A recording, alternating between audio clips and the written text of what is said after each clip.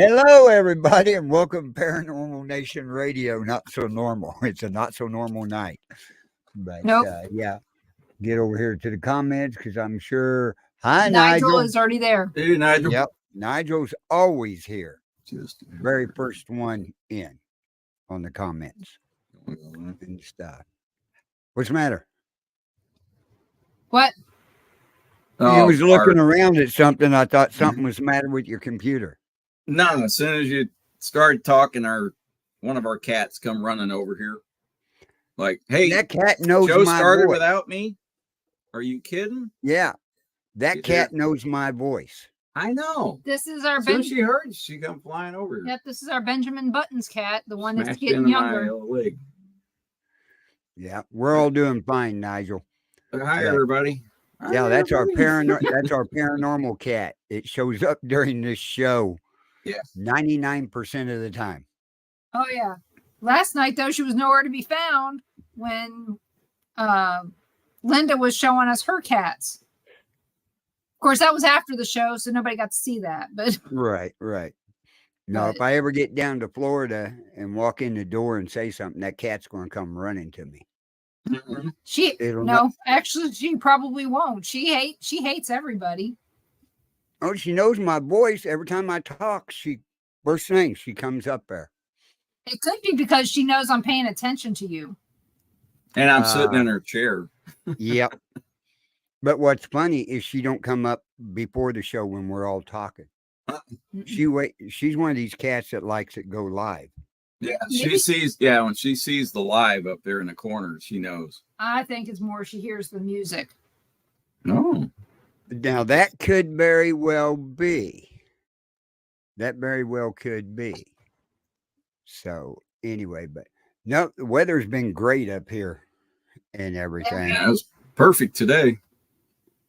But I guess later tonight and tomorrow evening, storms south of us, down south of Kansas City, are going to be going through pretty bad. So I guarantee I think Mike will be storm chasing. Thursday is they're calling for tornadoes, Kansas City area. I think it was Thursday. Yep. Oh, I know, but no, we're in the 70s and everything up here. Beautiful day and stuff. So are we. Sunny and 70 today. Yeah. So the reason not much difference in weather between. The only thing different is I don't have a beach out in front of me somewhere. I got a river down here with sand on it. We got that too. I could go down there. That reminds me, somebody here shared a picture of something in their yard, and I'm looking at it and I'm going, that looks like a crawfish hole, and it's not like it was something that we saw all the time, but every once in a while at our old house, we would get crawfish in our yard, when it rained a lot. So It's not uncommon. Well, somebody tried to tell them that it was a underground bee hole, but you could see where the crawfish had brought the mud up and patted it down, made a little like a chimney. Yep. And so I was laughing that you moved to the South. You should know what a crawfish hole looks like. They should know. And everything. That's one of the popular meals down there. Oh, but, yeah. We know at any time there's water nearby, creek or anything like that, you got crawdads everywhere. Mm-hmm. And we're in Cajun season here now. So with Easter comes Cajun. Really? Mm-hmm. That's about the same time that the crawfish are ready. Oh, well, yeah, true. But there is a shortage on crawfish this year. Yeah. That's what we heard. It could be from that guy down there in Arkansas that's making crawfish moonshine. I don't know. We've got a fellow from southern Mississippi that deer hunts across from the property where I deer hunt at. Right? We became real good friends with him. He's coming up here in April to turkey hunt with his son. He was going to send up a gigantic batch of crawfish so we could have a boil up here, right? Crawfish deal. But when he got down there and found out there's a shortage on it and everything, he goes, "Well, the crawfish ain't going to be there." So he's sending up a bunch of crabs. Which So kind? crab, I don't like crabs. Well, the good ones here are the stone crabs. They're the ones that you only eat the legs. You go out, when you catch them, you pull off a couple legs and you leave them one big claw and throw them back in, and they all grow back. And it's the same sustainable, and they're supposed to taste like lobster. Oh, So now if that's the case, then I could eat a lot of it. But Scott out there where I deer hunt, he can't eat crab meat. He can't eat lobster. He can't eat shrimp. He's allergic to it. he's allergic to crustaceans. See, I'm allergic to lobster, but I'm not allergic to crab or shrimp. Right. And he wasn't allergic to crawdads or any of that. So we was expecting a whole bunch of crawdads for a big fry up here. So Well, it I already it looks heard like that it's not going to be good here for the Say, I've crawfish boils. call them crawdads. Yeah, it depends on where you're from. There's crayfish, crawfish, crawdads. Crawdads. yeah. We used to catch them all the time.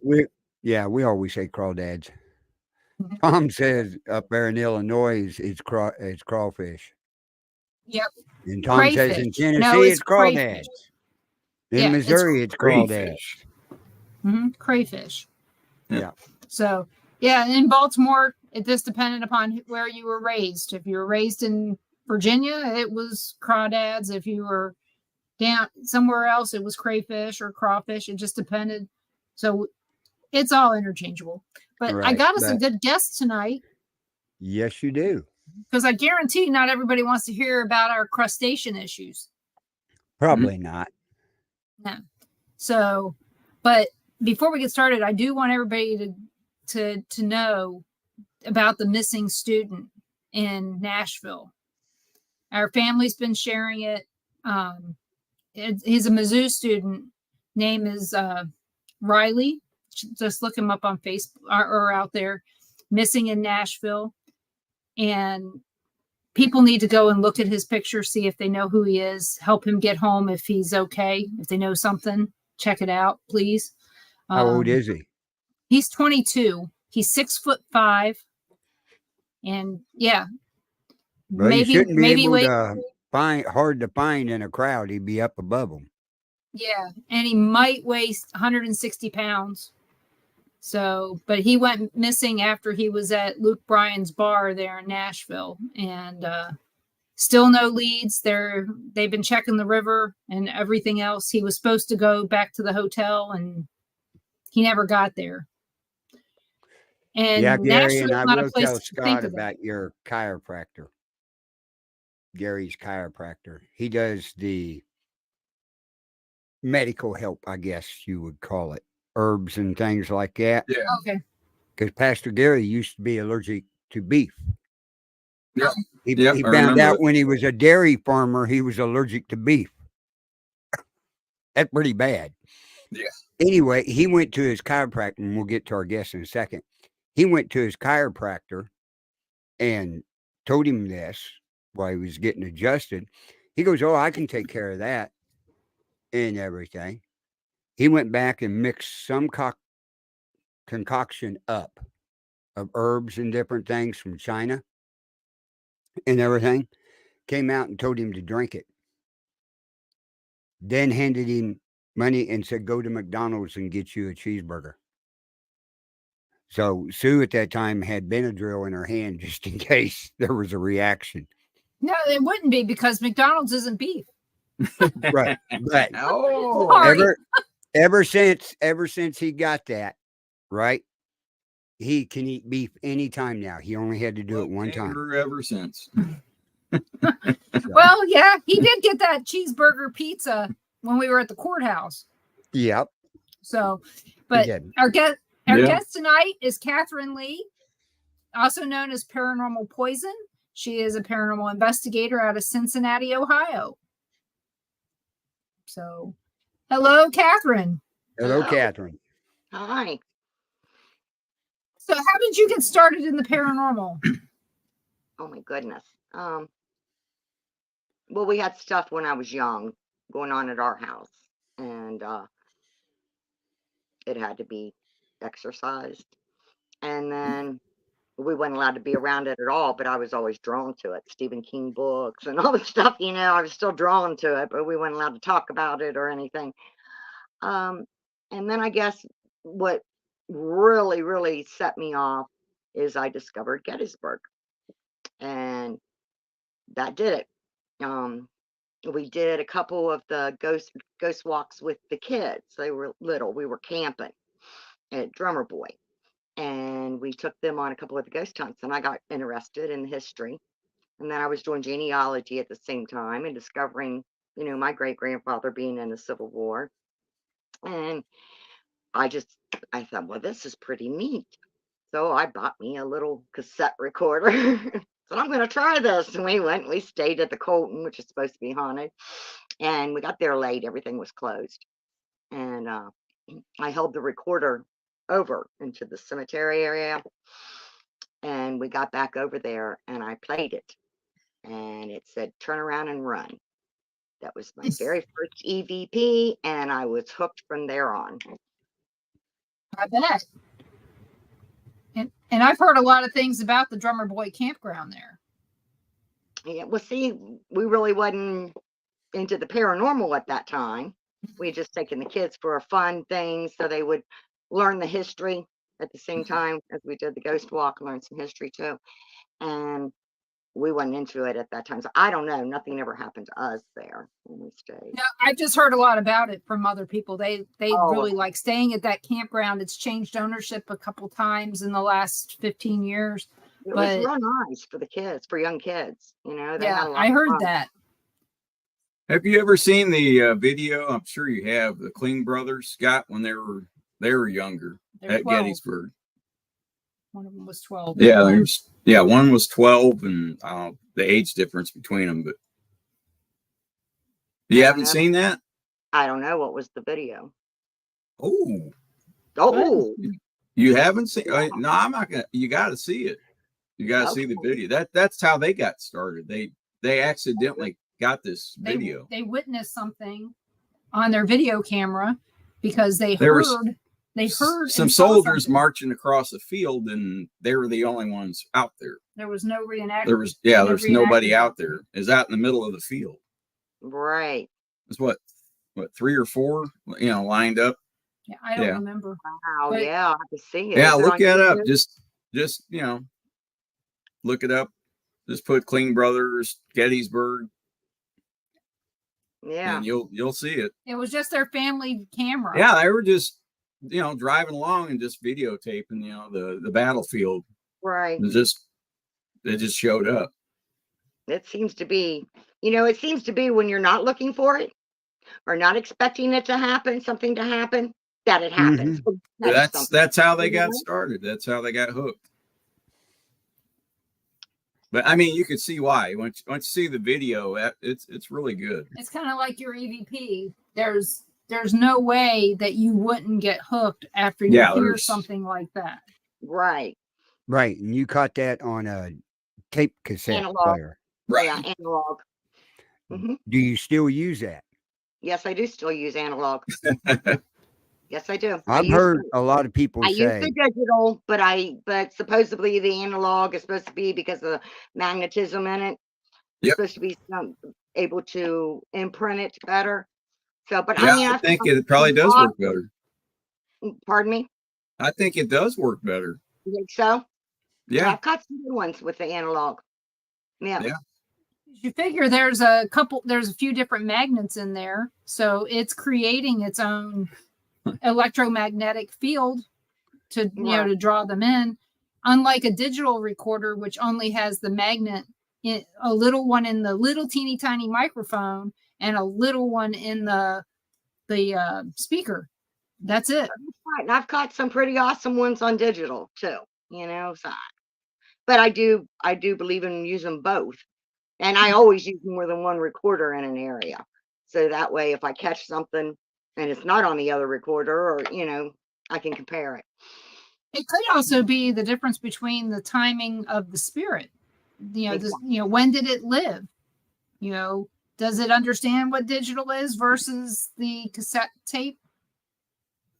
Right. I mean, I've been called twice now a witch from the spirits. Now, I think it's because I have my camera gear on, and maybe because I love photographing old cemeteries. I don't investigate them, but I do turn my recorder on. So if I catch something, I catch something. But and then it was the Jenny Wade house. But they've called me a witch, and it's like, and I wonder if it's from their time era, and then them seeing all the equipment I have, if that's, or they're seeing maybe the digital come up on the camera or something, the picture, they think I'm doing some kind of witchery stuff. Maybe they think it's magic. Right. So, and we've been to the Jenny Wade house, just not in it. Yeah. Oh, right. Well, supposedly it's been moved, so it's not, I mean, it's still the house, but it's not where it used to be. They moved it because of the Holiday Inn that went in. Oh, really? Mm-hmm. Well, I didn't know that. When was that? Long yeah, time I was ago. going to say. Where we saw it is where they moved it to. Yeah, it's been there. Yeah, mega years, but yeah, it was before the Holiday Inn was built. I was going to say, because it was there when I went in the 70s. The Jenny Wade? Oh, same spot? Mm-hmm. I went in 1977. Oh, okay. The first time. Wow. It was a school field trip. Oh, okay. So, because I grew up in Baltimore. Right. So, needless to say, I got talking about Baltimore all the time because that's where I was living before I moved here. Was Baltimore. Oh, really? Yep. Well, I grew up actually in Essex, so in Baltimore County. Right by me. I mean, we lived in Middle River. That's where we lived. Middle River. I went to Hawthorne Elementary School in Stemmers Run. Oh, and Chesapeake. They went to Victory Villa, and then Middle River Middle, and then they went to Kenwood for high school in Sellers Point. Yeah, Kenwood I would have went to if we hadn't moved. But yeah, that's where I grew up. I used to, Stemmers Run was the junior high school then. I guess it's now a middle school. My sister went to Deep Creek Middle School. So we lived all over. Beat me to it, Carl. Yep. I was watching it, and then all of a sudden, I went, "Yep, that one needs to be better." I didn't even see it. No. So good thing you didn't need to see it. I've been waiting for stuff like that to been popping up. It hadn't been going on for 6 months. Yeah. So it doesn't eat. But yeah, I heard that area. It was we were just due. Yeah. Oh. I heard that area has changed a lot, that I wouldn't even recognize it though I left in 81 and then left again in 84. And I haven't been back since 89. It changed a lot since I was living there. And then we moved to Joppa, and we lived in Joppa, and that's where I lived when me and my husband split up. That's where Frank used to hang out in all the bars. Yeah. A friend of mine used to hang out in the bars in Joppa, and he grew up over, Joppa Town. Oh. My grandmother used to get her hair done over there. But that's, my grandfather worked over there too at one time. So, like I said, we lived all over the area from 65 until 80. Let's see, we got married in 84. So up until 84, I moved around up in that area mostly. I miss it. I miss the history. I love the history. I miss the history there, and I miss being able to, well, of course, go to Gettysburg. That really messes with me. But I miss, there's so many places, a hop, skip, and a jump. You're in another state, and, there's more history there. It's just, I do miss living there. Like I tell everybody, when I think about home, I think about there. Right. Towson and all that stuff, and the Edgar Allan Poe home and Westminster and all the different places that are out there.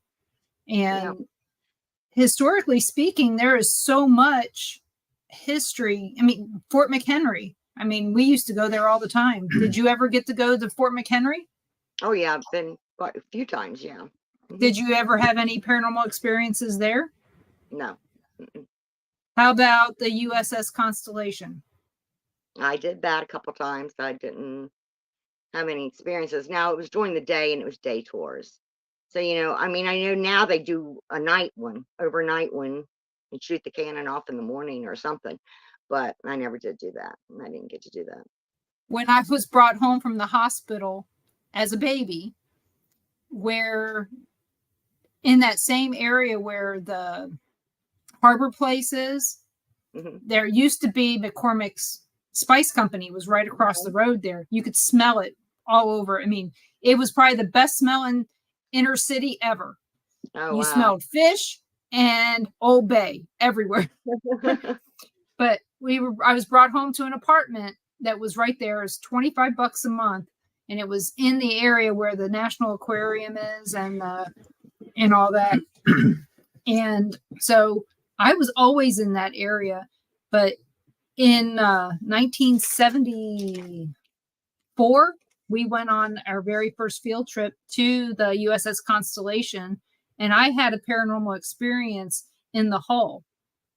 And it was during the day. So, it was a little boy, not little, probably a teenage boy that was down there. And it was funny when we saw it on TV later on.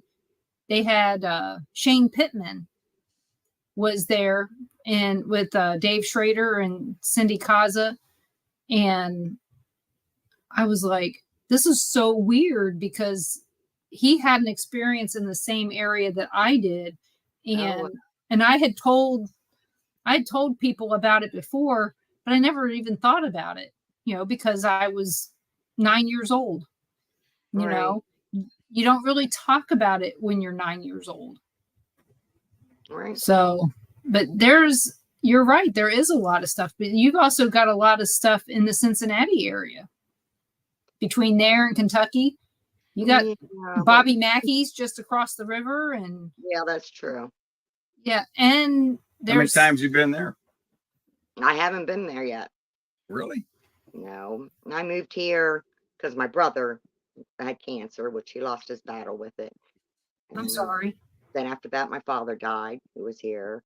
And that's only been a couple years ago. So it's been a rough few years. I lost my mom, then my brother, and then my dad. And I haven't got out to do a lot of the stuff around here. At least you got to be there for your family. Yes, I was. Yes. Well, there's in the area that you're in, there is so many things. One of my friends, Karen Lavin, she's going to be shocked as shit that I said her name right. She wrote a book about haunted Cincinnati and haunted Dayton, and some other things there. And she lists off just in Cincinnati area alone probably 30 different places that you could check out. Well, I will have to look up her book then, because I have went online and I've Googled, like haunted areas around Cincinnati or, and I just haven't found a whole lot. One of the places that we went was the Damsville Rectory. We did Bobby Mackey's in that place in the same day. Yeah, but you can't get in there now. Yeah, you can't get in there now in the Damsville because the church took it back. Yeah. But the house next door to it, if it's open, I'd go there because somebody died in that house and we saw the bed. It was obvious. Somebody had died. Oh, wow. Do you have anything happen at Bobby Mackey's? Yeah. Oh, yeah. We had quite a few things. We had, down by there's a holding cell downstairs near the portal to hell. It's the pit. Yeah.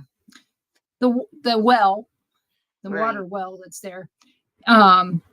We had, I was questioning the quality of the spirit's hookers. And this red thing went right across my face like I was getting slapped. I didn't get slapped, but that's what it looked like. And I was like, okay, well, because the history of it has the mafia involved, a Latin mafia. So it was interesting on that. And then we were by the bull, the mechanical bull, and we were sitting at a table by the mechanical bull, and we heard something. And Ron and I got up to go check it out because it was on the other side. Yeah. And we get over there, and then it's on this other side, back where we were at. Yeah, it was making noises on the opposite side. It just kept doing that. And we finally said, okay, it's playing the game with us. Right. And we were there, it's just us. Yeah, it's just us and the tour guide. Mm-hmm. And she goes, yep, I've seen that before. And she was just sitting at the bar. Yep. My mom, she went there for an event, and she just said, she goes, that place made me feel weird. My mom she never really had paranormal experiences. But she just said she didn't know that the place was haunted until after. Oh, you told her. Put the sign up. Yeah. I think the sign was already up. Yeah. But she didn't know it was haunted until I told her after she had went. And, but yeah, there's still a lot of places though, just in that area. I want to go the Thomas house. Isn't that, out there as well? Yeah, we're only up there that one night. Yeah. Or was it two? No, that was one night. It was one long day. Yeah. And then, that's in Buffalo Kentucky, Trace Distillery. The Thomas house. Is that in Kentucky? Yeah, I think it's in Kentucky, just across, just down the road a little bit from Bobby Mackey's. Oh, okay. And you got Buffalo Trace Distillery down in Frankfurt. There's a bunch of things that are haunted down in Frankfurt as well. I figured there's probably a lot in Kentucky. Yeah. I mean, it's only, maybe an hour and a half drive, to Frankfurt? I am 2 exits from Kentucky. I'll be in Kentucky. Yep. We liked it in that part of Ohio. I had never been. Yeah, that's a nicer part. Yeah. I had never been to Cincinnati before, and I thought it was nice, except for the neighborhood where the Stampsville Rectory was in. Right. Well, I guess that's it, go down to North Avenue in Baltimore, I mean, you've got your bad areas, I guess, in every state. I was raised on the outskirts. I was born and raised here. Yeah. But I spent most of my life has been spent in Baltimore. I'm like you. I consider that more of my home than I do Ohio, even though I was born and raised here. I spent more years living in Baltimore. Yeah, You got a son in West Virginia? I have yes, I do, and I have my grandchildren are in West. I was in the chat. I don't have the chat. He just said hi. Yeah, probably can't it's see at it. the bottom of the screen there. Yeah. Yeah. Tell him I said, well, hi, son. My daughter was going to listen in too. I don't know if there she is. There she Yeah, is. there she is, right there. She lives down there too. They moved there. All of them moved there from Maryland. After I came here, they all eventually ended up in West Virginia, which is where my family's all from. They're in that area. And my first husband, which is their father, who's passed away, but he's from down there in that area. Yeah, my family used to live in Beckley. Oh, okay. So that's not too far. They go to Beckley to go to the mall and stuff from where they live now. I still have my family daughter in works Beckley. in Summersville. Okay, so lots of haunted stuff there. And where? So, Summersville or in Summersville? Yeah. Oh, really? Yeah. There's a Night, Nigel. Hospital. Hi, Nigel. There's a hospital there that's haunted, and then if you go, no, this is Summersville. It's owned by somebody that I won't say her name. You can tour the hospital, or you can investigate it too. Oh, and up in also there is a store and museum owned by Dave Spinks, and he does a paranormal conference in Summersville. Oh, okay. So if you follow Dave Spinks, you should be able to find it. So he doesn't own the hospital. Cindy does. Does he have a But store? yeah, Yeah. Yes, I've been in his store. Actually, the town his store's in is where my daughter lives, Richwood. okay. He always said, "Oh, you didn't mention your favorite son-in-law." Oh, and my son-in-law. Sorry, Will. It's nerves. She's not used to being on here yet. Thank you, Denise. So, that's that store. You know, Dave, a couple years ago, he just got it. Dave showed us around. Yeah, before he even opened on camera. He showed us around and such a good guy. He gets a lot of shit, but he's a good guy. But we did go in his store. My son took me there, actually. Yeah. Went down there visiting. I tell you, I like West Virginia. I just wish they had more exits. Yeah. Right. Sometimes there's not a place to go to the bathroom when you need to go. That's all. Yeah. Well, I just pull off the side of the road and go. I'm a country girl. Well, I used to do that, but now I'm afraid I'm going to get a ticket and have to register as a sex offender. So it's really? I never thought of that. If you're bearing your bottom, it could happen. I guess I won't be on the side of the road anymore. Well, and then you're really not all that far from Trans-Allegheny if you're even close to Charleston. Yes, my grandmother actually was in Trans-Allegheny. Oh. Yeah. So I don't know a lot of what went on there. Rob, who's a photographer, paranormal too, he started telling me some, and then I told him that, and he said, "I'm not going to tell you anymore then." I said, "Okay." So I saw it, but I haven't toured it. We stopped one day, but they weren't open because we were in the area. We went to Moundsville. Yeah. And then we swung in and we looked up Trans-Allegheny, but yeah. Yeah, we just happened to be driving by. Yeah, we saw the exit and said, "We got to turn off." Saw a sign for it on the highway. It was like, we looked at each other and went, "Oh, we got to go." Did you get to tour it? No. Well, we went in there and walked around quite a bit. Yeah. You were able to go in? Yeah, we were able to walk in on the first floor. Yeah, the main building. Use the bathroom, walk around the outside a little bit, and then left. I think they had I tried the doors. I guess I just figured it was closed. They had a tour that night, but it was like 7 hours. Yeah. We'd have to kill, but. And we were coming back from Gettysburg, so we were a little tired. Yeah. We were heading down to Eastern Kentucky. So, because my mom used to live there, and my sister still does. Travel all over. Mm-hmm.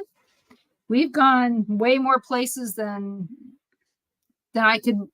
I mean, I can't even count them anymore. Wow. Now, see, me and my ex, we went to a lot of places. He did this with me too, and we traveled around. So good. Well, because a lot of couples, some, the ones that meet doing this seem to continue to do it. And then it's strange how so many people, their spouse or significant other could care less about the paranormal. Yep. Right. Lots of them. Yeah. Like, in fact, it's rare that both of them do it. It is. It's real rare. Yeah. Well, I'm sure he doesn't do it anymore. I was the main person, Yeah. The joke was if my kids or him wanted to see me, they had to go to Gettysburg. That's where I was all the time. So. I have another friend that spent a lot of time in Gettysburg from Maryland. So she lived in Frederick, though. So she was a little closer than you. Yeah, I was about an hour and a half away. And that's on a good day. Yeah. Well, I always took the back roads. So I didn't have to fight that Beltway traffic, Yeah, I don't miss that. Doing a lot of investigations this summer and just north of her, up there in Ohio. Oh, are you? Yeah. If you watch on Sunday nights at 5 p.m., the No BS with Chris Houston. Mm-hmm. Chris Houston's a paranormal investigator and everything. He's up mid to northern part of Ohio. Okay. So So he's north of Mansfield. yeah. So I did Mansfield. and not only is he a paranormal investigator, he's a big shit disturber. Yes, he is. That's why the show's called No BS. Yes. Oh, okay. You can imagine what it stands for, but yeah. Bright He's a- sunshine.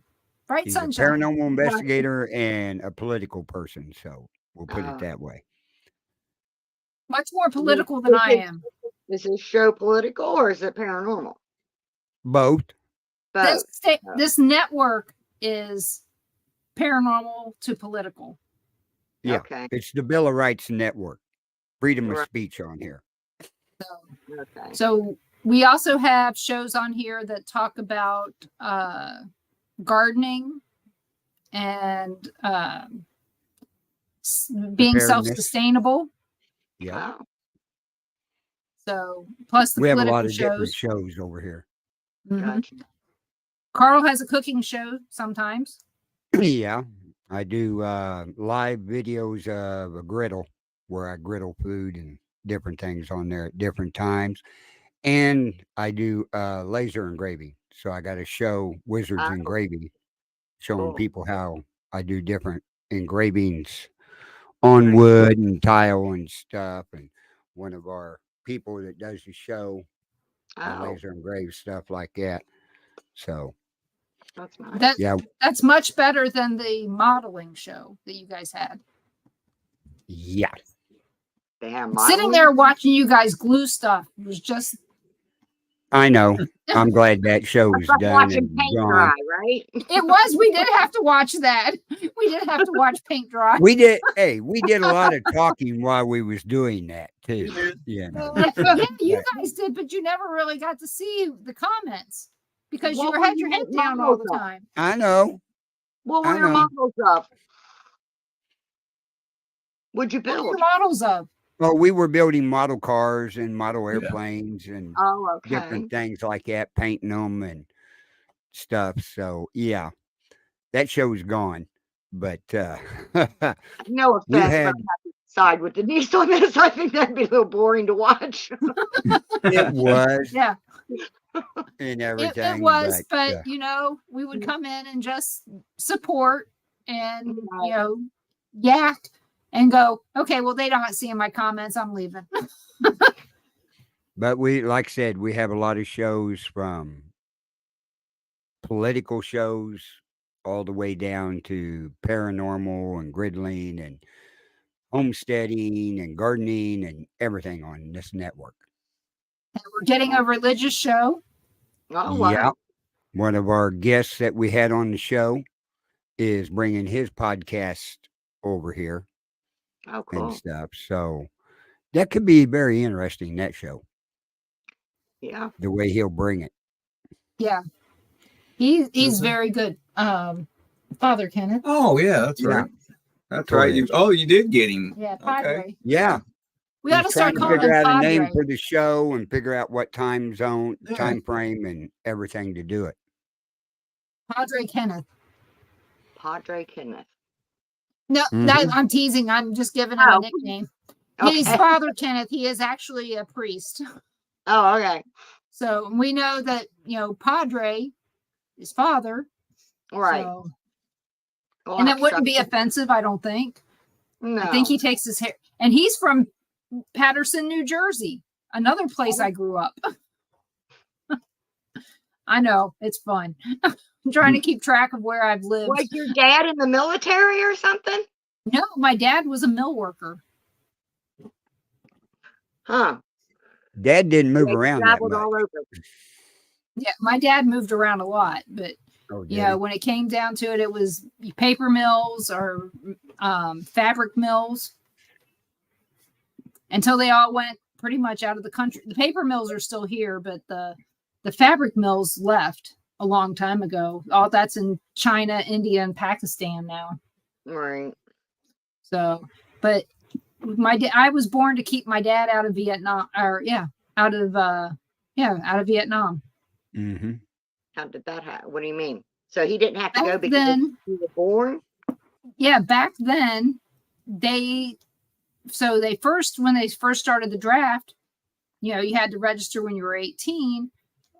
At first they weren't taking married men, so he married my mother. Oh, So okay. then they said, you know, they were running out of people to voluntarily come in, and they were talking about drafting him, and so he got my mom pregnant. Lo and behold, here I am, and that knocked him out. They wouldn't take married men, and so I'm glad that happened. yep. So I was a Vietnam draft baby, draft dodging baby. But there were, you know, they still needed people here to do the jobs that all the people left to go for Right. it. Just like in World War II, just less people were displaced because of the war. But, you know, because of my dad, we got to live in a lot of different places, you know, Virginia, Baltimore, New Jersey, and got to find out about the history of all these different areas. And just like you said, it doesn't matter where you live, really, but you can find history that's going to keep you involved. Right. So, because we've already found history here to get us involved down here in Florida. And You found history down in Florida before you even moved there. well, that's 'Cause because we I had was a lot of interviewing guests people. on from Florida. Yep. Yeah, I started interviewing everybody. I started interviewing my friends before we got here, and now we're friends. We're actually investigating with Rob, Santa Rob. Yeah, on Saturday. On Saturday. Ooh. Our friend Rob looks like Santa Claus. Oh, Not okay. now. Just shave the beard. Yeah, he did shave the beard, so when you see pictures of him, Carl, he won't look the same. Goatee. But yeah, we're gonna be checking out this old Muskegee cemetery over near Cantonment. I did a cemetery down there, and I don't remember what one it was though. Do you remember I Am Haunted, the website? Okay.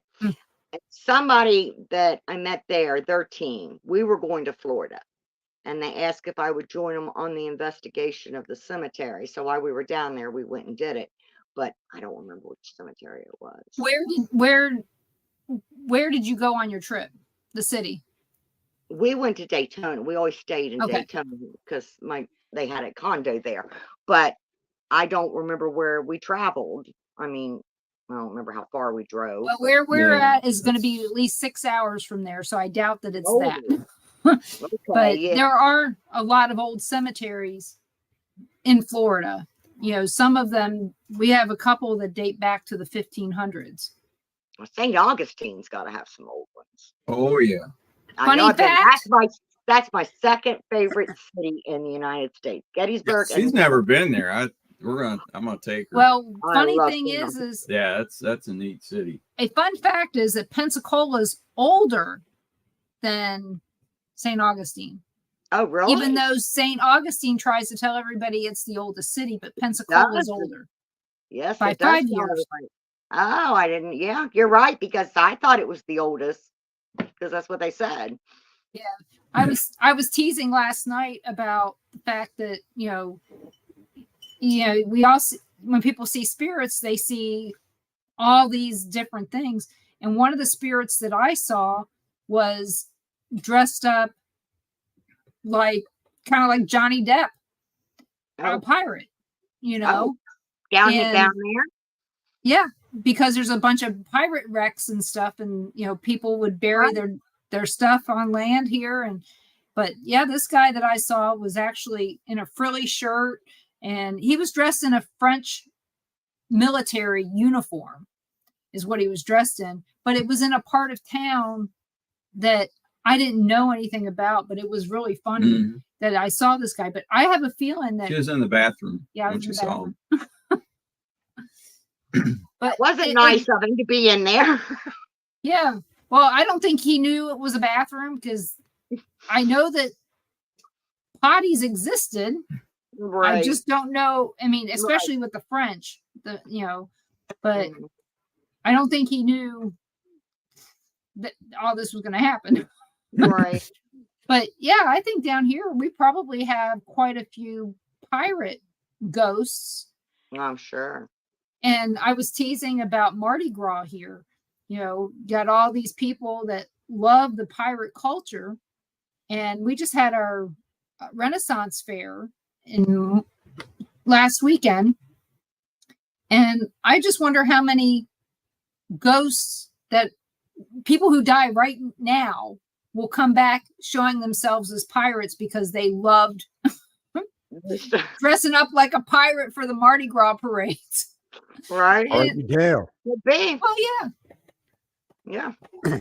So, and when people say period clothing, you're going to be going, what period? Yeah. Right. So, and it could really throw people off when they're investigating. Just think about that. If they're dressed like a pirate and you see this, are you going to think that they died last week, or are you going to think that they died 200 years ago? Right. You're automatically going to go to the 200 years ago. Right. I think. Yeah. I think so. But it's going to be fun to figure that out. So, but yeah, if you can. I know That would be hard to try to figure out unless you got names. And maybe someday, but yeah, we're gonna check out this old Muskogee cemetery. That's what it's called over there. And the team that we're going with, I guess, is apparently our new team that we're on. We're gonna go check it out and see what's going on over there. And it's not the Coon Hill Cemetery, Carl, that we were talking about. Oh, okay. We're still gonna go over there. But none of them wanted to go there. They'd all been there, and they said that they didn't feel anything. They didn't. So, and fun fact here as well, my hairdresser said that her best friend is cleaning up the old Muskogee cemetery that we're going to. She's been working on fixing up the gravestones, cleaning them and all that other stuff. She's into the restoration. So I already have a couple ends there. Yeah. So good. It'll be interesting to see. And then we got some other stuff coming up. Are you planning on doing anything, Catherine, now that you've got a little bit more time? Oh, well, yeah, I do. I'm getting back into it more. Like I said, I had stepped away with everything going on in the family, and I don't remember when I was on your show last that I told you the last EVP I had got in Gettysburg that told me you're not supposed to call the dead. And that kind of made me step back a little bit, like, okay. You actually heard that? Yes. Well, no, I got it on the recorder. Oh, really? Yes. And said you're not supposed to call it. That was bottom of Triangular Field, actually, is where I caught that. Sitting on a rock. You're not supposed to call the dead, which I don't when I investigate. I don't call out names. I don't call people out. I don't have like EVP sessions. My recorder stays running. Yeah. I talk to myself a lot because I'm out there a lot. I'll be out there a lot by myself researching, and they just seem to chime in and talk, or even with other people, I pick them up. Or if I'm just sitting there reading some of the history books, I will pick up. Oh, yeah. If you're doing something and not paying attention to them, they'll contact you if you're out there. Yeah. So I don't call the dead. So I don't know why I actually got that, unless, there's been controversy about that. Me and some other people but am I calling the dead? Because that's potentially why I am turning on that recorder. Yeah. To catch that. But I'm not calling their names, but yet I am turning the recorder on. Yeah, because you still have a listening device of some sort. So am I calling them? I don't know. That's... And the question is what, when you're doing this, does the spirit even know you know, are the spirits that are talking to you, do they even know why you're there? Could it have been somebody who died recently, like somebody who does know that it's a recorder? You know, not a historical spirit, just a spirit that's roaming through there. Right. Because Well, that's I had one the thing time. Go ahead. it's just one thing that always irritates me is that everybody seems to think all the spirits in Gettysburg died 200 years ago. People's ashes are still spread out there on that battlefield. Right. You're talking, but there, so yeah, and there's suicides out there. You know, there's a lot that goes on there that, yeah, just like, you know, people saying they swept the area. No, I mean, how are you going to do that when besides they, you know, the ashes, other people are still having their ashes spread on the battlefield, or there's still suicides going on and different things in the park. Like you said. Well, there is one thing legally they can say there are no new ashes spread here on because it's illegal. Right. But people know it's happening. You know, it's just like my mom's ash. Park people there. Yeah. And they gave me a lot of stuff, and we did not see one park ranger the whole time we were there. Wow. They laid them all off. Seriously? What we were told. We weren't running around at night. Probably. Out there. Wow. We should have. So Gary saw a UFO at the cemetery last night. Possible UFO. He thinks he did. He was seeing something up in the sky, trying to take pictures of it, and his camera quit. He shut it off. It came back on, pointed it up to take a picture, and it quit. So he took the batteries and SD card out, put them back in, and the camera came back on. Did you see the news? But it was gone. Okay, so early this morning, the Dragon came down and did a splash landing here in northern Florida. Oh. I see. Well, that would have been this morning. This would have been last night. Let's see. We did your show at 7. We were off at 8:30. Show. Okay. I don't know when it made a re-entry into the atmosphere, but I would say it was probably closer to like 4 a.m. It was 4:43 when it splashed down in the Gulf by Pensacola. There was all kinds of news reports about seeing it over Mississippi. Oh. Made the news last night, and that's how I found out about it this morning. Right. But, you know, have you ever seen Starlink going over?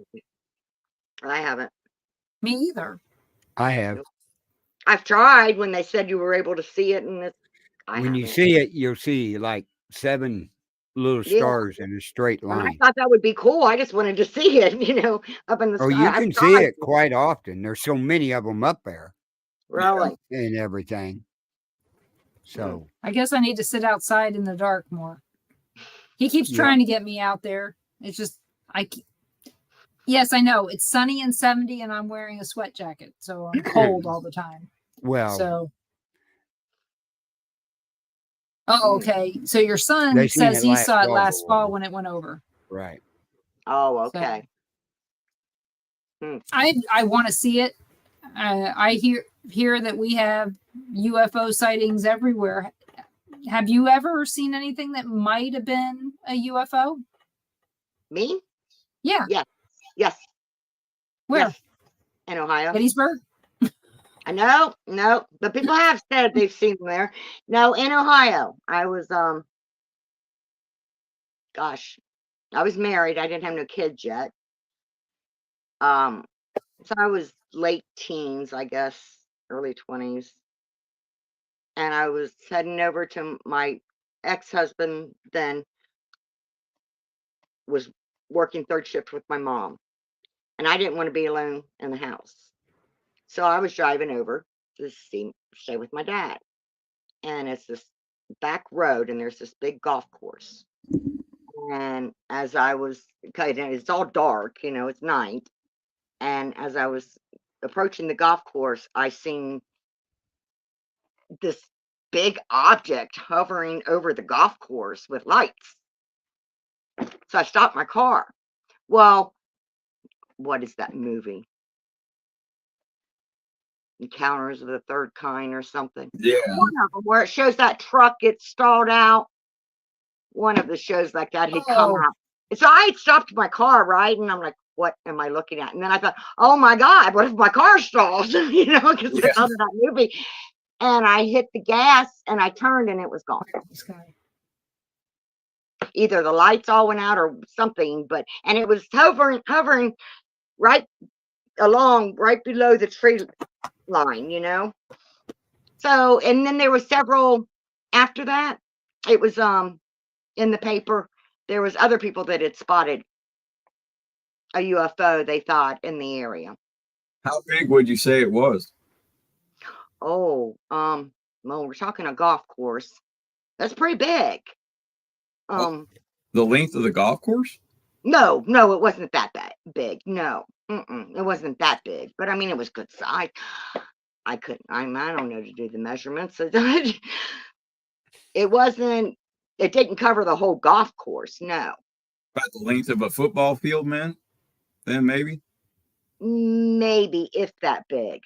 And yeah, about that. That's big.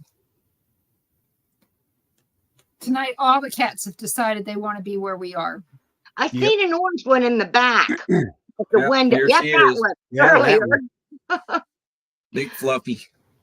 Thank God my dog can't out next This to is me. this is the treat monster. She loves the cat treats. How many cats you have? 2? 3. 3. So are you planning on any Paracons or anything this year? No. Going to them? No. I hear that there's a real good one there in Mansfield every May. Oh, really? Yeah. Well, I didn't know that. And I think the Paracon itself is free. You only pay to check out the prison if you wanted to go into the reformatory.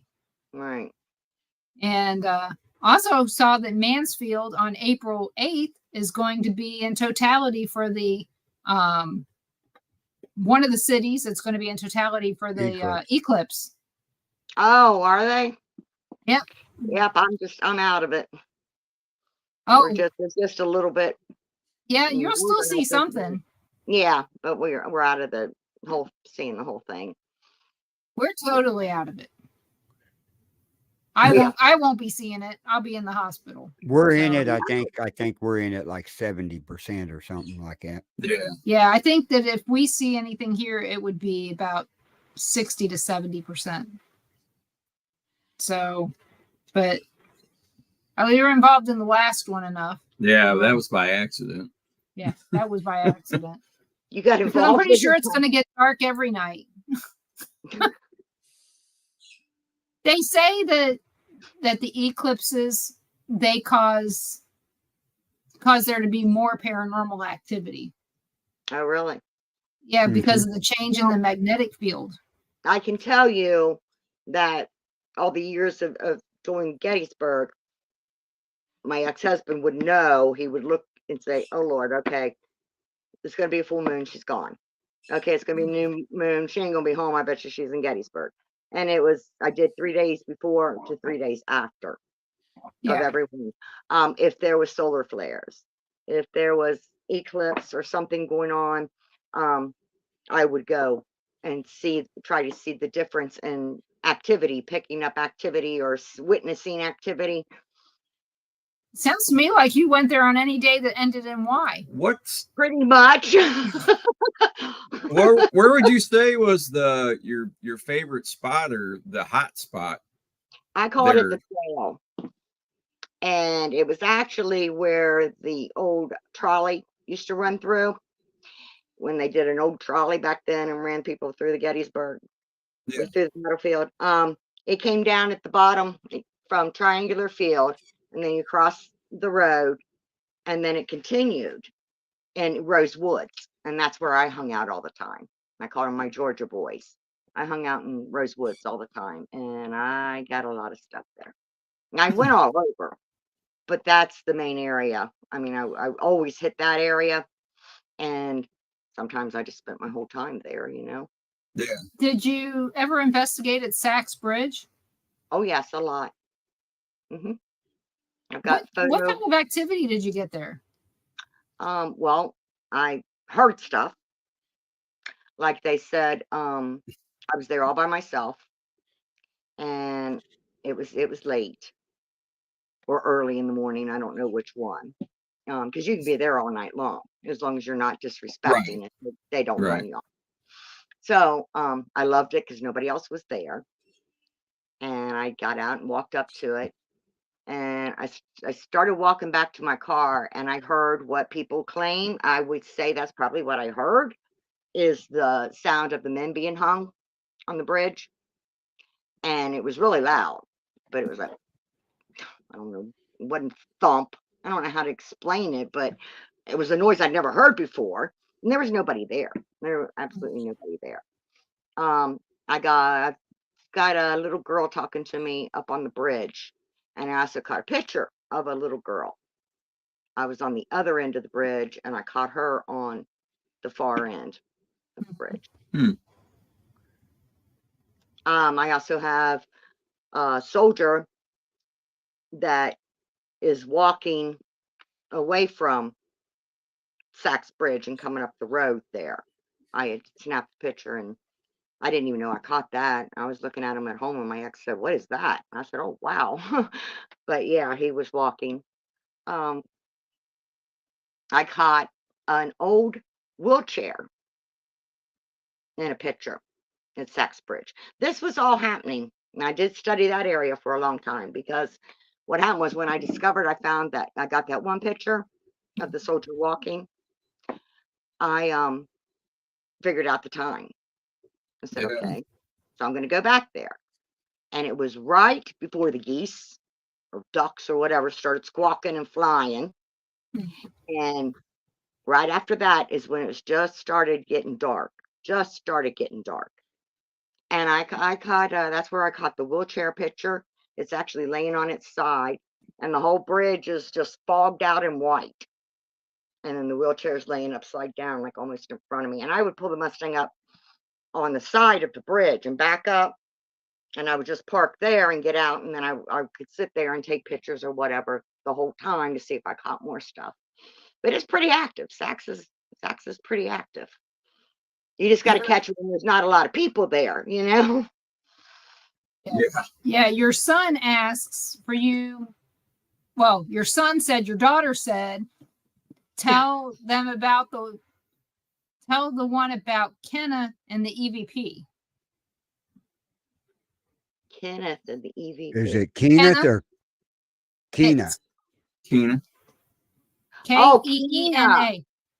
Yeah, Keena, my dog. Yes, I Okay. may have said this on your other show. I was in Rosewoods, and me and my daughter had went off the trail and was sitting more in the woods area. So if people were coming up and down the trail, which not many traveled it, so I loved it. I was hid away from everybody there, and I was reading some books, and we had Keena with us, 150-pound dog, and she always listened to me. She didn't wander away. I had her off the leash.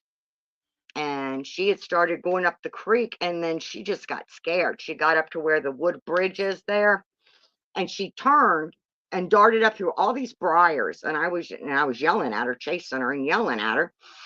And I got her, and I said, "Come on, Tara, let's go get an ice cream in town. It'll be dark. We'll come back." So we went and got an ice cream, and we came back, and we were on the bridge at this point. Little rock that come around the bridge, the stone. I had stepped over on it, and Keena was sticking her head through the rails, and I was taking pictures of her because it looked cute, right? And then all of a sudden she come back by my daughter, and her ears were all laid back, and she was scared to death.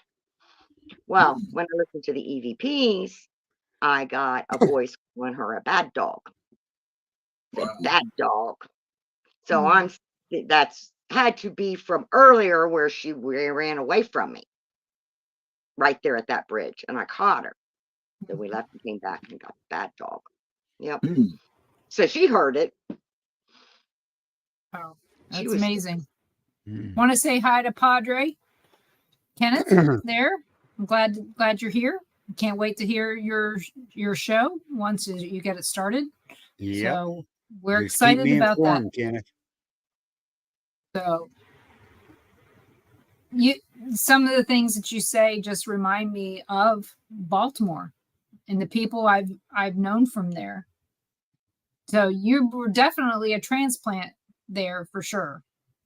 Yeah. Yeah. It's once, you can take the girl out of Baltimore, you can't take the Baltimore out of the girl. Out of the girl. Right. So do you think that I already know the answer to this, okay? Yeah. So do you think that animals have paranormal experiences? No, definitely. Yeah, we had one at the house that picked on Keena. Yeah. They would mess with her and mess with her rear end and hit her and stuff, and she'd turn around and jerk and How I'd can yell you at her. tell? I mean, how can you tell that a dog is seeing a spirit and not just zoning out because they can? Well, like all my dogs I took to Gettysburg with me. But like Keena, we would be walking and all of a sudden she'd put her brakes on. And there'd be no reason for it. She loved going walking in the woods, But she'd put her brakes on. She'd be on the leash and she'd start pedaling backwards. This is when she wasn't going no further. And I was like, what the heck's wrong with the dog? And they act scared. I think, their ears go back and they're just looking and maybe trying to understand what's going on, or they're scared of what they're seeing, I did see a mountain lion when we were there in Gettysburg. Me too. I did too. Yeah. Now, I will tell you that there's certain park people. Oh, really? I have to be careful here. That have vouched for it too. Okay. They were going up Emmitsburg Road, I believe it was. And a deer went flying in front of their vehicle, and on its butt was a mountain lion. Yep. I seen one too on shoot. We saw it near Little Round Top. No, I saw it over by General Lee's monument, that area. Yep. I think we saw it wasn't too far from there. We saw I was walking down the field and then right at the end, like the valley down there, it was just walking nice and calm, looked up, kind of up towards me, and then just kept walking. And I kind of looked and went, okay, I see where you're at. I see where the car is. I think I could outrun you. That's it. I mean, I didn't have to go very far. I was in the Mustang, and it was convertible. And the only thing I thought is, oh my God, I hope that thing didn't jump on top of my car. I know. It was getting dark, and its eyes caught my attention. They were like diamonds with the headlights on it, but it was crossed over and was in like a ditch area there on that part of the battlefield. And as I'm approaching it, I'm like, what is that? And of course, I got my camera right next to me. Don't think to grab it, but because then I seen the big long tail coming out. And as I got closer, I could see it was watching me, and it was like, oh, shoot. And I just kept going. I didn't stop to take a picture. But yep, there is mountain lions there. What color was your mountain lion? What color was it? It was brown, yellow. Like a light brown. I was gonna say, because I thought the one you saw was like the color of a golden retriever. Light brown. That. Yeah. Mm-hmm. Okay. Color. Yeah. Because I've seen them that color, and I've seen them black up in our area. Yeah. And I've seen pale colored ones. Of course, where we lived, we in Kansas, we were right down the road from the feline sanctuary. Oh. And there was a mountain lion that I saw twice. Funny thing is it was hanging out by the elementary school. I told him, I said, probably knows it's easy pickings. Yeah, that'd be a little scary. So did he get it was in the summer, and so it lucked out there was no kids out there at that time, but it's still funny that it would hang out there. It's just like the turkeys that would hang out behind Price Chopper. I'm like, of course you're safe there. Nobody's going to go get one of those turkeys when you can get to the store and get one already dressed. Right. See them every morning. Yep. Every day, those little suckers. Yeah, but if you report it, if you were to report it to the park rangers or any of them, they'll say nope. Yeah. That's how our town was. They would have to close the park down because of safety. I was told because it would be because of safety of the tourists. Mass hysteria. So if they were to acknowledge that, yes, there is a mountain lion or mountain lions roaming around there, they have to close it down. Well, that's like for years they said there wasn't none here in Missouri. Everybody kept seeing them. Conservation. Oh, no, you didn't. It was a big bobcat. No, it wasn't a big bobcat. Yeah. There's no mountains in that part of Missouri. That's why. Nah. Well, when I was little, we lived a half a mile from Show Creek and everything. And in the evening, sitting outside, you'd hear the screams. Dad, being a father and got little kids around and everything, would say, oh, no, it's the ladies uptown in the old nut house deal up there in the nursing home screaming.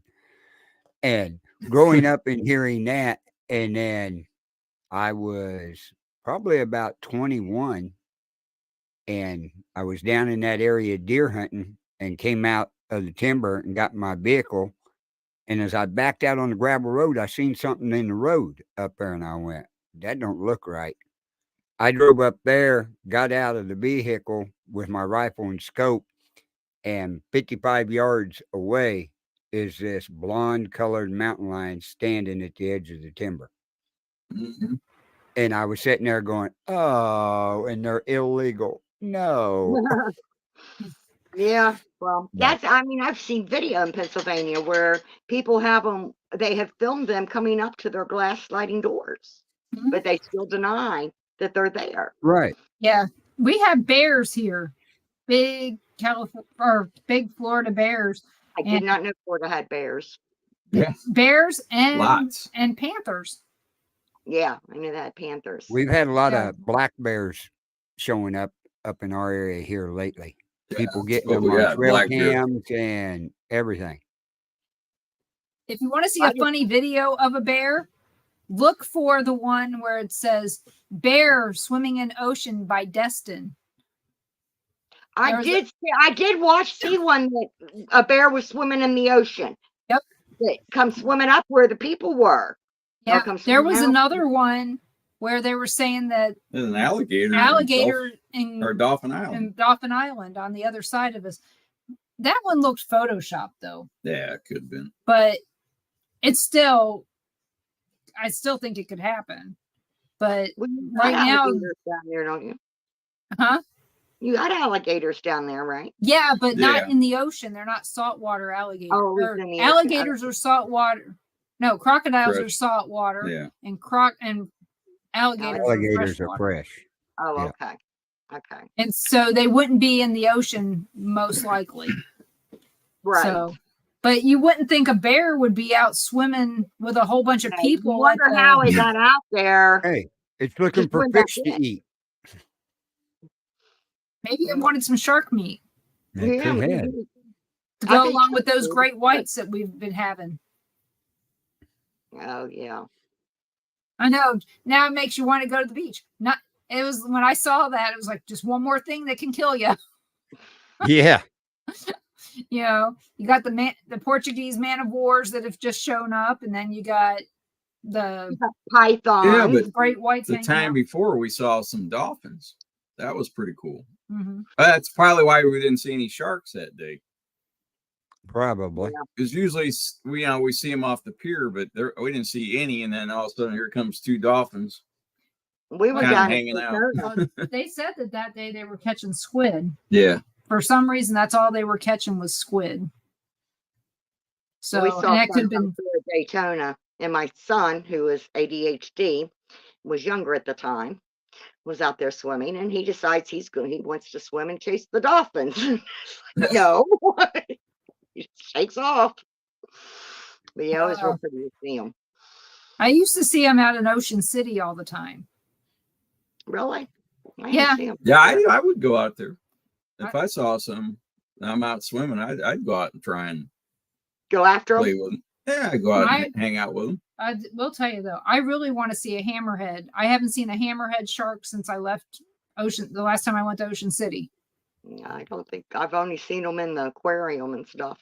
Yeah, they used to swim out there in the summertime because the water there is cooler than down here. But last year, in March or April, a hammerhead had they figure she had about 40 babies. Wow. Here down in near between Navarre and Pensacola. So Navarre is east and Pensacola is west. And so, but we apparently have them. I just haven't seen them yet. And so far, shark wise, I think we saw one small one? Couple small. Cat hair on your face. So it's funny. I mean, we see more fish when we're just walking in the water than we do from the piers. Yeah. So, but I don't know. You can't see much wildlife in Middle River. No. Yes. No.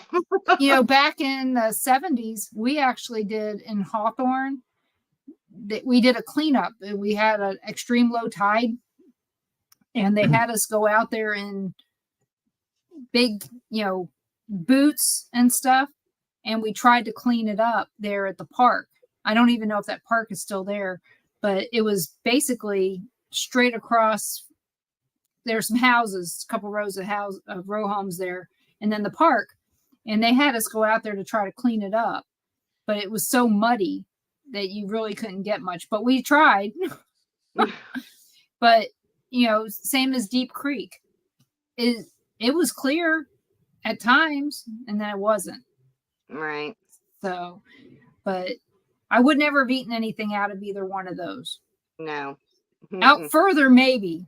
But did you ever go out to Gunpowder State Park? Oh, yes. Mm-hmm.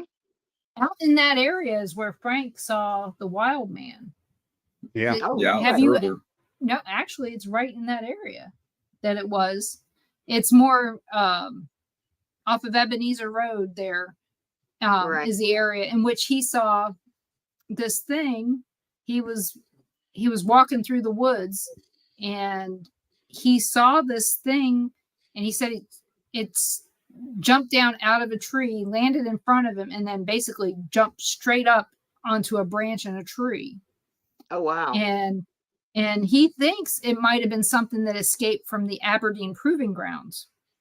Oh, well, that could be. I mean, even Edgewood Arsenal. I just recently watched a documentary. I think it was on Netflix about Edgewood Arsenal.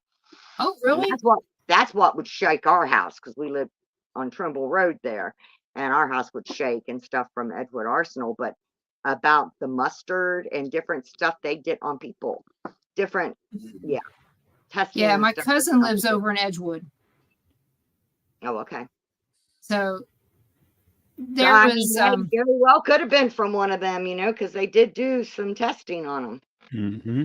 A lot of people don't know that after World War I and World War II, they brought home a lot of these experiments that were being done in other countries and took them to places like the Aberdeen Proving Ground and Area 51 and things like that.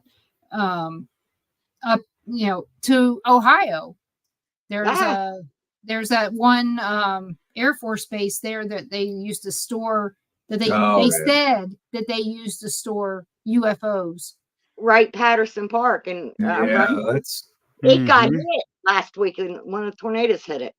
Oh, did it? Damaged a hangar and damaged an airplane, and the tornado also hit the museum and damaged some artifacts and stuff in there. But so it's quite possible that parts of the UFO became airborne again. It could have been, yeah. Good head. Who knows? E.T. went home. Quite possibly. Finally. Everybody's out there looking. Hey there, Chris. Hey, Chris. Hi, Christopher. So have you ever had a possible cryptozoology, cryptid type of experience anywhere? No. Do you ever think that you ran into Bigfoot? Nope. I'm always mothman interested in that. or I any had of some those. people Yeah. take us Bigfoot. The one guy had a radio show or something and wanted us to go, so we went, but we didn't. I didn't experience anything. It's not something that is a big interest of mine, though. I've watched things on it and listened to people and stuff about it, but it's not something that I go out and seek or try to find. So When you were visiting in West Virginia, did you guys go over to Mount Pleasant? no, we haven't been to Mount Pleasant. And the story there, I can tell you from genealogy, but it's documented too, is that a great great grandfather of mine was there when the chief Cornwallis with York. Yeah, It was Cornwallis in- was York, Yeah, Pennsylvania. Corn something is his name. He's a Native American chief when they got his son and stuff, where he put the curse on the town of Mount Pleasant. And my great grandfather was looking right at him when he did it. Mhm. Talks about it. Yeah. That's kind of So- freaky. And who'd think that a town could become famous for a cryptid? Oh, Right. that's right. Van Meter did. Yeah. Yeah. I got an EVP at a house, though, a private house in Baltimore, that said, I said, is there anybody down there? I was coming down to the basement, and it said, no, just me, Ingrid Cole, which is Oh, from Austin Prophecy, where he said his name was Ingrid Cole. That was freaky. yeah. I was like, what the heck? I bet. Because now you're going, also, you're a liar. 'Cause you are Right. here. So apparently you had a very sarcastic spirit there that was Right. playing games on you. Right. So You said the house you grew up in, Mhm. you had things going on there. It had to get exercised. Yes. What? How old were you?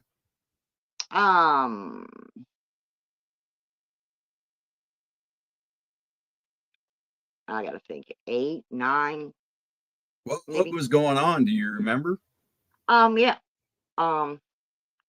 Well, let's see. I know my mom woke up once and her head went straight back to the picture of Jesus that was by her bed. She worked third shift. And the Jesus picture fell to the floor. And then she had these creatures of something. I don't know if they were I don't know, demons or not leprechauns, but you would think about the size of that, all holding hands and dancing around the bed, chanting. I know what I was thinking. Then my dad also saw it, and he said when he saw it, he just said, "You're just an ugly son of a," I saw it too. The night that it happened to me, I was in the living room sleeping, and I heard somebody. I had my back to the, I was up against the couch. My face was. I heard somebody walk by me and go to the kitchen. I just thought it was mom or dad or something. Yeah. And then they come back by and they stopped by me. So I turned around and looked. Turned my head around. There was nobody there. So I got up and I went. I was little. I went in and I leaned up against mom and dad's bedroom door because they kept it locked. And I leaned up against it. Well, right next to it was the bathroom. The bathroom door was open and the sink was right there. So the water started at a slow trickle in the faucet and then it became full blast. And then I started pounding on mom and dad's door. So they let me in and I was on the floor and I had turned my head towards the closet. And that's when I saw this green, yellow looking funky thing, just looking at me. And I hopped up and jumped in bed with mom and dad, which I was a little too old to be doing that, but I jumped in between them. And yeah, but we had family come in from West Virginia and they had just got there. And the one went in to lay down to go to sleep. And he woke up with somebody's hand on his shoulder, shaking him. There was nobody there. He hopped up. They left immediately, went back to West Virginia, went and stayed there. I had all kinds of friends who wouldn't stay with me anymore. let's see, I know my sister had experiences, my brother had experiences. Well, see, my mom and dad, my dad had become friends with a guy called Richard Greener, and I've tried finding, locating, researching him. He had like a paranormal talk show that came out of Kentucky, but was for Cincinnati back then. And my dad became friends with him and started having him come out to the house. Well, they started doing, I don't know, seances and stuff. As all of us kids and my mom's friends' kids, we were on the bedroom. They were having their seance thing out there. Our door slammed shut and locked, and they couldn't get in and we couldn't get out. There's just several stuff happened that they all had different experiences, but so they ended up getting the house exercised. Sound like it Who quite did the possibly could. exercise? Huh? Who exercised it? I really don't know. I was a little girl. I mean, I was like 9, 10, 8, 9, 10, something like that. I don't know who actually. I know it wouldn't have been a priest because we're not of that belief. Mom wouldn't have had a priest come in. So I'm thinking, it was a preacher or pastor or something that came in and did it. So you stayed in the house after that? Or did the house still there? Leave? Yes, the house is still there. It still stands. Sounds like it could have been. I'm gonna go the long way to get to the other one. The first thing is by color, you would think possibly alien. Yeah. And then the next thing would be, it sounded like some things that I've seen Imps. that I called imps. Mm-hmm. Yeah, I mean, you could say, yeah. Like devil's minions. Yeah. They're annoying. They're scary. They can combine themselves to be bigger. Or bad leisure suits. Yeah, well, that's possible too. I mean, it was the 70s most likely, so bad leisure suits were a big thing at that time. Yeah. It's a picture. Something standing by Denise is real short, but it looks like it's wearing a 1970s bad leisure suit, a maroon color, with a really weird looking face. Where were you when you got it? Sally House in the basement. Yeah, she hardly got ever a lot came of stuff in that basement. Yeah, she hardly ever came down in the basement. Oh, really? You didn't like One of the few times she showed up there. When we had big events, I had to go down there. So, but Right. usually I was up on the main floor because somebody had to be there to greet the guests and take their tickets and all that other stuff. And so I would do that while everybody else did all these other things. But I would just recite the history of the house and let them ask questions and things like that. So, and babysit. Yeah, babysit. And that happened. Babysit too? Huh? You had to babysit? Yeah. Adults. We actually had a lady that had gone on the tour. And some kids. She went on the tour. Ron and I were separated. He had to go on the graveyard tour and I had to go on the walking tour. Oh, okay. And he met this lady there at the walking tour of the cemetery and stuff. She had her son William with her. And later on, she showed up at the Sally house. She wanted to use her son as a trigger object. Yeah. And I said, that's not a good idea. I said, why don't you let him stay here with me? I'm going nowhere. And you go in and enjoy the house on your own. And the little kid, I just held him and he fell asleep on my shoulder. And I just kept talking. He was little. He was a baby. He might have been. Don't think what they're doing, do they? No, he might have been. It's amazing how adults act. And she didn't have a car seat or anything for him in the house. So, I mean, I basically had to hold him for 2 hours. So, but yeah, she brought him in to use as a trigger object in the Sally house. Unreal. That's unreal. Luckily, somebody had some common sense. You're right. Here, let me hold your kid. I love kids. Well, just think, if you guys wouldn't have been there, what would have happened? Nobody Well, would. it's awful to think what could have happened. Her doing something like that, something could have happened to that child. It could have hurt him for life or could have attached to him. Or she probably would have bumped his head going down the stairs to the basement. Oh yeah. Mm-mm. Yeah, it was a lot of fun up there, but some strange things did happen at Sally House back in. There's supposed to be a house. Now, I was told about it probably about 10 years ago or so by my ex brother-in-law that there's a house there that somebody's offering if you stay in it all night, they give you the house. But they didn't take me to it. I told them I'd stay all night. But Yeah. I mean, that's the one thing. I'm not scared to stay anywhere. I right, mean, we've slept in a graveyard. I was more concerned about the guy with the gun that might come hunting in the morning. Yeah. right. You know, that, you know, because it's out in the middle of nowhere. Mm-hmm. Oh, Yeah. okay. Christopher Pittman says, may or may not have crossed paths with a skinwalker last night at the Labadie Cemetery. Footsteps 10 feet away from Shelby. Then the steps went totally silent. They were very heavy and clear. We started driving and the Jeep started hearing some whistling back at the same spot. Hey there, Joe. Joe? We were talking Hi, about Joe. you. This lady stayed at the Drummer Boy campground there in She's Gettysburg. from Maryland, Baltimore. Well, she's from Ohio, but she lived in Baltimore for quite a while.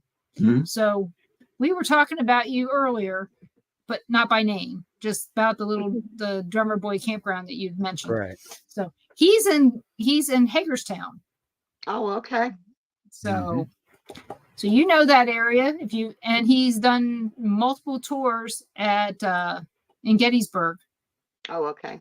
He's got a friend that owns one of the houses there, and he recommends the Cashtown Inn to people. Mm-hmm. Have you ever been to the Cashtown Inn? I went there, but we sat outside of it. From what we heard, it was supposed to be things on the outside or marching past it. But I haven't been in it, no. Okay. I know a friend of mine's friend owns it. Oh, okay. So I know quite a few people in the area, and most of them are from Maryland that are transplants to Pennsylvania. That would be my dream. To be To transplanted to Pennsylvania? Gettysburg, yes. Yep. I mean, I wouldn't have moved here, but circumstances as they were, I came Right. back for my brother. Yeah, you did what you had to do for your Yeah. family. Exactly. But she You lives talked somewhere about else. yeah, you talked about going to get ice cream. Mhm. Okay, and I know this is going to sound weird, but where did you go to get ice cream in Gettysburg? Oh, that famous place. What's it called? Friendly's ice Yeah. cream. No. Oh, God. we went to Friendly's every day we were there, but that was my first job. I worked at Friendly's. No. They have one in St. Augustine too, the same place. I can't remember the name.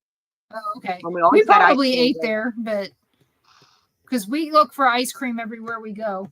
We have to have it on vacation. Because Yeah. the ice cream calories don't stay with you when you're on vacation. Oh, I didn't know that. They just go away. They just go away. Well, Joe, you have fun in Kansas and enjoy the battlefields. What did Tara spell up here that she thinks she may have spelled wrong? It might be the name of the ice cream place. That's my daughter. Yeah. Let's If it's see.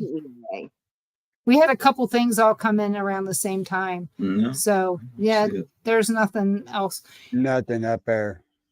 Oh. Yeah, I just had to check and make sure I don't want to ignore her.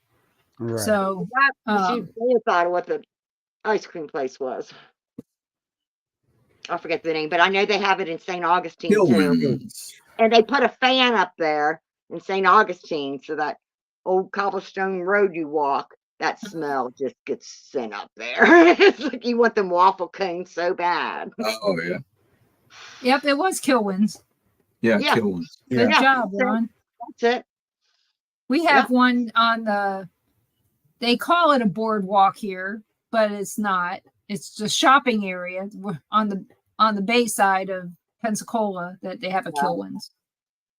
And there's also one in St. Charles, Missouri. Right there on the strip there. We ate there as well.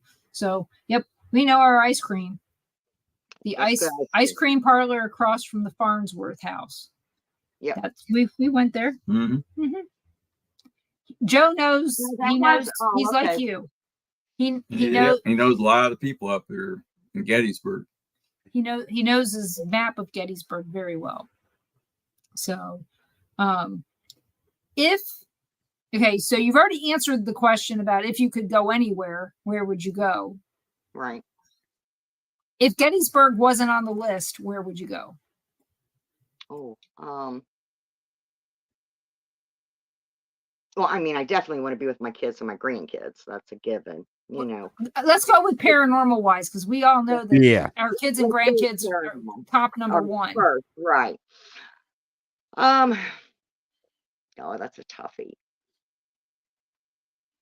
I mean, my second favorite place is St. Augustine, but I don't know that I would want to live down there and deal with hurricanes and stuff.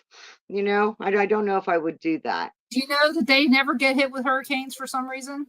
No, I didn't know that. St. Augustine don't? But then I guess I could. The Space Coast part doesn't hardly ever gets hit with hurricanes. That's why they built Cape Canaveral there. Oh, wow. I did not know that. I think it's a government conspiracy to control the weather, and they keep it away from there. Oh, okay. Well, as long as they Antietam. keep doing that. Yeah. You been to Antietam much? I did visit Antietam. Yes, a I few need to times. go. Yes.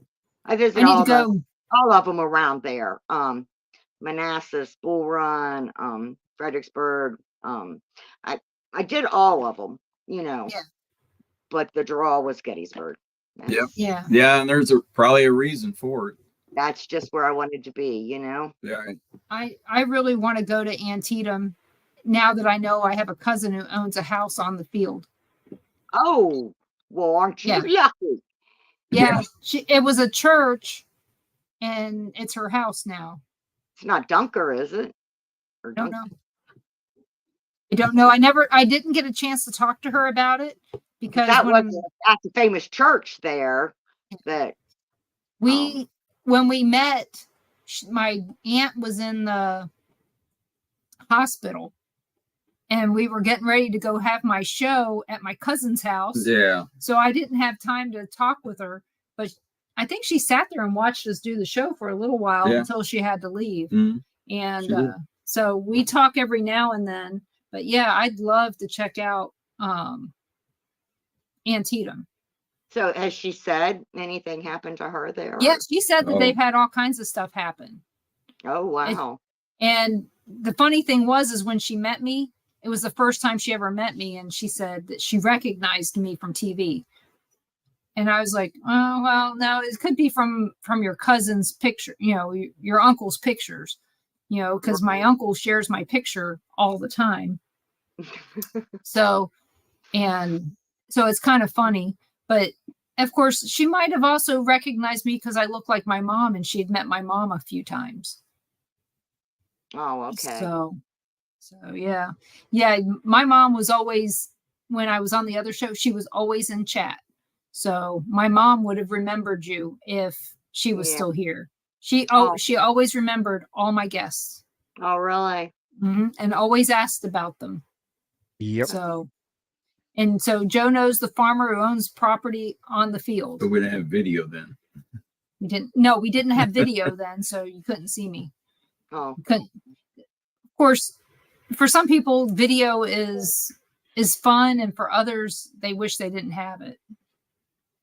So, Right. and I used to do the show from my bed. I used to sit in the bed and just do the show.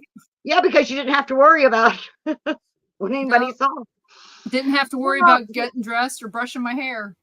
Doing all the other battlefields, I never collected information evidence like I have from Gettysburg. But then again, you can also say I didn't spend as much time there as the time that I spent there in Gettysburg. You know, I just didn't catch, and I don't know. There was just the feeling too, but of Gettysburg. Which one EVP I have, I caught said, "I've always loved you, babe." That's kind of weird. Yeah. Yes. So the question Joe asks, Denise and Ron, do you believe Atchison is cursed? Yeah, there's something He about does. that. Yeah, there's something about that town is just, it's off. Something's off. There's no reason for a town to be flooded that many times, tornadoes that many times, fires that many times. You Where's know, this from? Atchison, Kansas, where the Sally House is. Oh, okay. I did all kinds of research on the town when we were helping with this movie, and The people are back a afterwards. little weird. Yeah. That's a nice way. We're being nice, of course. I mean, you know, but Angie's about the only normal one. yeah, and we miss Angie. We miss Joe too. Yeah. But yeah, it's a weird town. I mean, you went from being a town with multiple millionaires to what 75% of the children are on government assistance in From that town. October to December. Wow. Oh, now that's not good. 8 suicides from October to December. Wow. Last year. And that's, you know, and part of the people dying there could be because the hospital's so stupid. Right. They just called it suicide. Huh? Just called it a suicide. But yeah, their hospital there is horrible. There was one time we did an event with Joe, and we did it was dinner and a ghost hunt on Valentine's Day, and we got done at 2:00 in the morning, and Joe invited us to stay, and I said no, I got to go home. It's 2:00 in the morning. We live an hour and a half away. Right. We got to go home. I get home. Next morning, I'm sick as a dog. Don't know what's wrong. End up in the doctor's office the following day, and I couldn't hardly stand up. And they go, "We think you have labyrinthitis." Well, which is an inner ear virus. Oh, okay.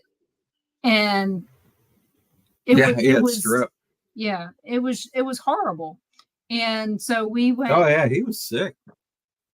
And so when we went, I went to after 2 weeks, I wasn't getting any better. Ron took me back to the doctor and said, "This isn't getting any better." And they think that I had had a heart attack and didn't know it. Oh my God. Because I had all the symptoms of a possible heart attack. Because as a woman, your symptoms, there's like 10 more symptoms for a woman than there is for a man. Right.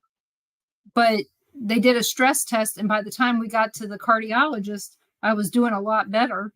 And he goes, "I don't know what happened." He goes, "It doesn't make any sense." And he goes, "Your stress test is fine. Just keep doing what you're doing. You'll live forever. Thank you." And of course, what's funny is every time I went to see that heart doctor, he always asked me, "What paranormal stuff are you doing now?" And 10 minutes of the visit would be paranormal stuff that he would ask me questions about. He goes, "I always prepared for your appointments." I was like, "Well, you had time when you were that late to get there." He was always late. Yeah.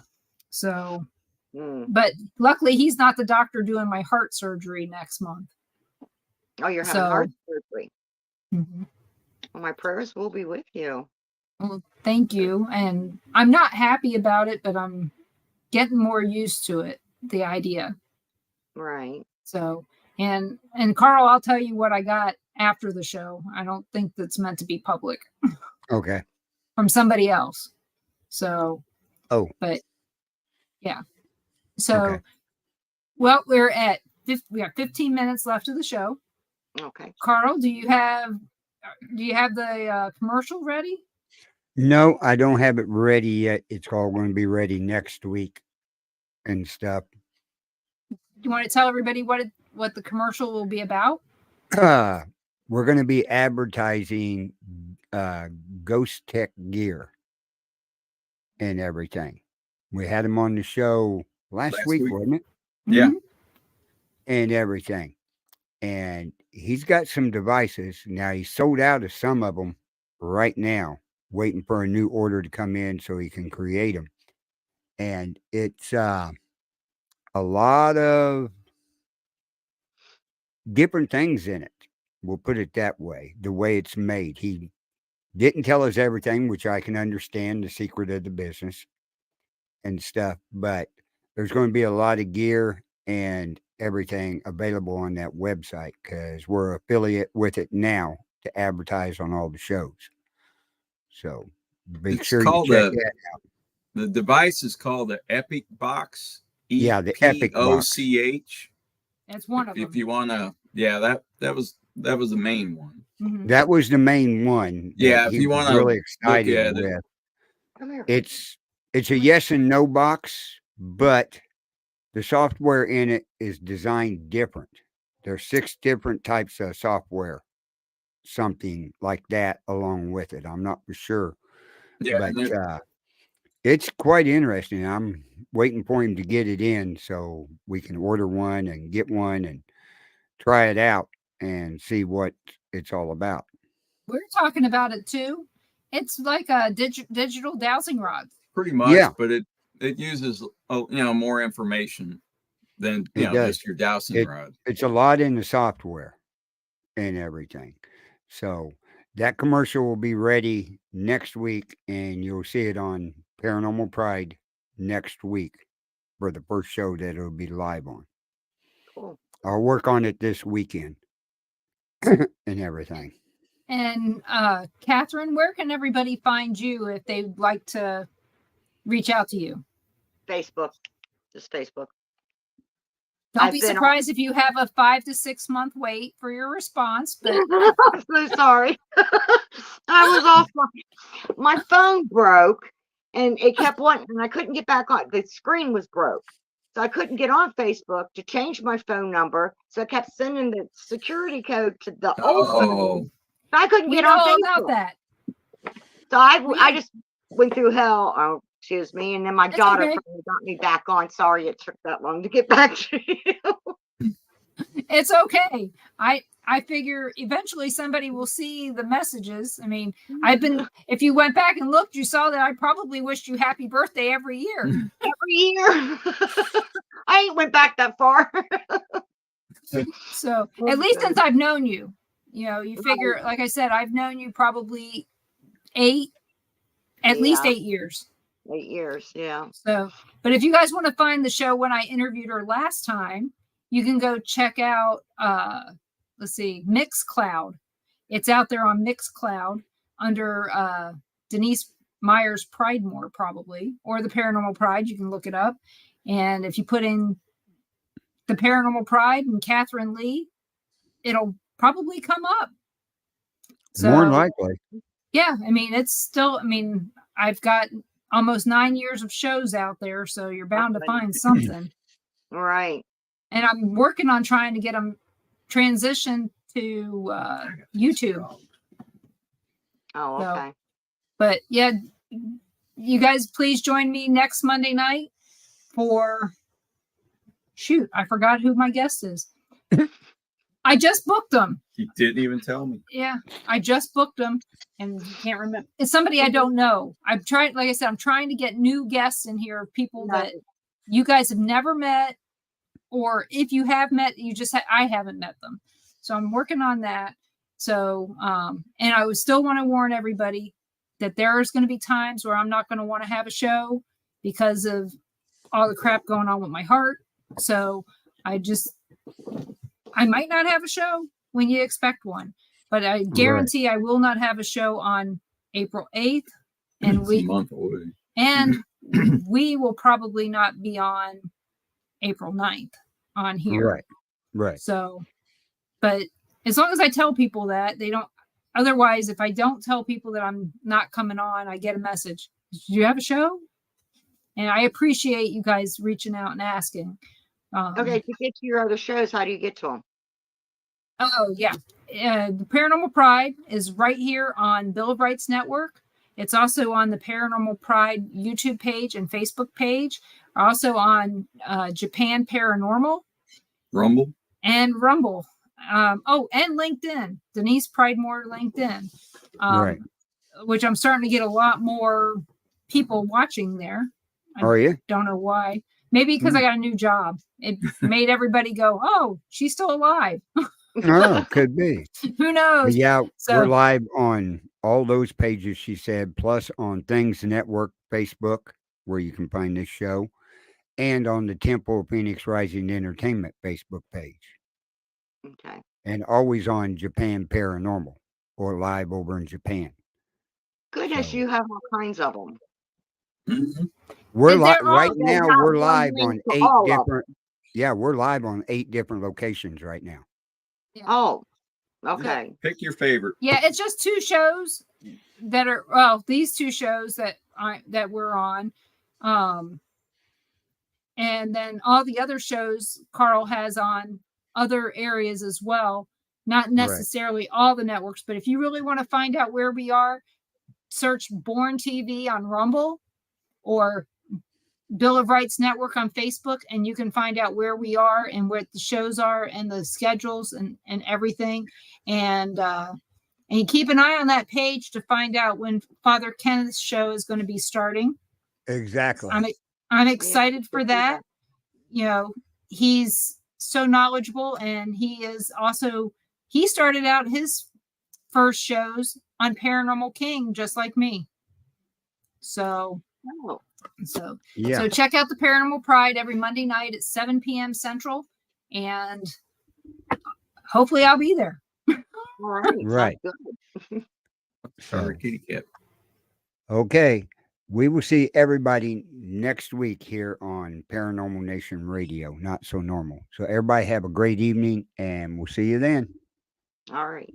Night. Bye. Night. Night night.